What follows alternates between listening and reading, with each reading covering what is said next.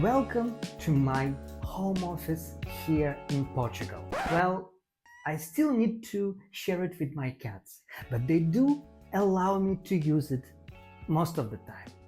Sometimes. So here I have a big desk which happens to be a standing electric desk, and most importantly, this desk gives me plenty of room, so I don't, for example, need to bother investing time into organizing my cables. I can allow a little bit of creative chaos. Here above my desk I have a calendar to keep track of important milestones, and on the left I have a magnetic whiteboard which I have converted into a Kanban style board. I want to experiment a hybrid approach, that is, the user stories are in Jira, but the tasks I would put on the board to make them more tangible. And when I look towards the corridor from my desk, I can also see my small picture gallery there. And to make this room a bit cozier, I have set up here a reading corner with this old wooden lamp.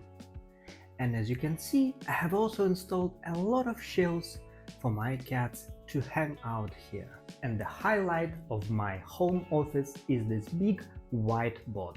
And it allows me to make notes, to draw something. For example, when I'm on a phone call, I could make notes on this whiteboard as the conversation goes. And also because it's a magnetic film, I could also pin there some notes, for example, some PDFs, printouts, for example, my schedule for today. It is not part of my field of vision when I sit in front of a computer, which means I can allow it to be as messy as it goes. So I'm curious to know, what do you think? And most importantly, what is your home office setup?